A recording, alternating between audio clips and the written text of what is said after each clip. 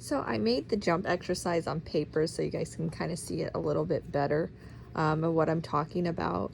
So I have a straight line here on both sides. These are jumps. So 1, 2, 3, 4, and then a jump in the middle. This is a jump. So the black lines are all the jumps. The red lines are the ground poles, and then I even put some red ground poles right here as well. It's up to you guys, but I like the ground poles in the center here. So these are auxers on the end, and then the verticals down here. So we have 3 verticals in the ring and 2 auxers. So you can kind of put your strides how much you want. I made this a 7 stride, and then I can make it write it in a 6, or even compress it and write it in an 8. It's up to you guys. What I had here was the vertical. This is a bounce ground pole at an angle over the vertical, and this is a bounce ground pole right here at an angle over the vertical, so you're hitting the bounce up both sides.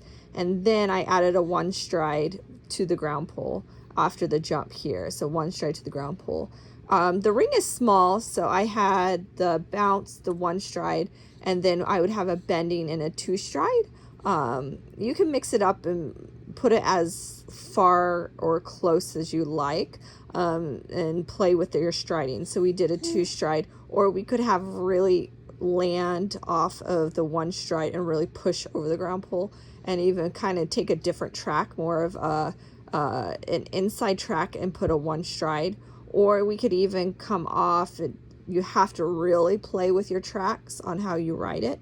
We can go over the ground pole, go a little wider, and really have to compress for that 3 stride with the track. But I just made it a nice, flow. Direct track would be a nice flow in a 2.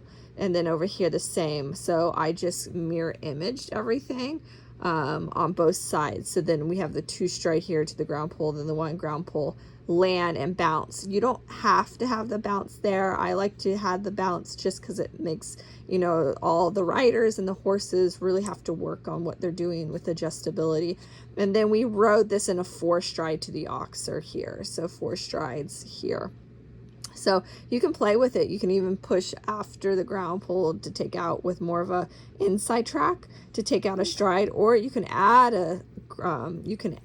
a stride by going on the outside, so the outside track here, to add the stride. But starting off, keep it very simple and easy for your horse, and then keep everything low until you're able to ride it correctly without any issues. So just really play with your horse. So what we could do is we can come in here over the auxer, bending over the slice center ground pole, bending again over the vertical, and then do the opposite. We could do vertical here, bending to the center, or bending to the auxer here, or you can do even just ride your straight lines both ways as well. So it's working both sides of your horse. They really, if your horse is not used to it, they really have to work balance. It's a big control too. You have to have control and balance on the landing after the jumps, or you're going to have a really hard time bending to the next jump on your tracks. So it's working a lot. Keep everything low. You'll be very successful with it, and I want you guys just to have fun with it. If you're kind of curious on what it looked like in person, there I did make another video, and then I did have a rider ride just the vertical side of it. I just was too caught up and didn't have time to video the rest. So if you have any questions, just holler. I'd be happy to answer them. Have fun, guys.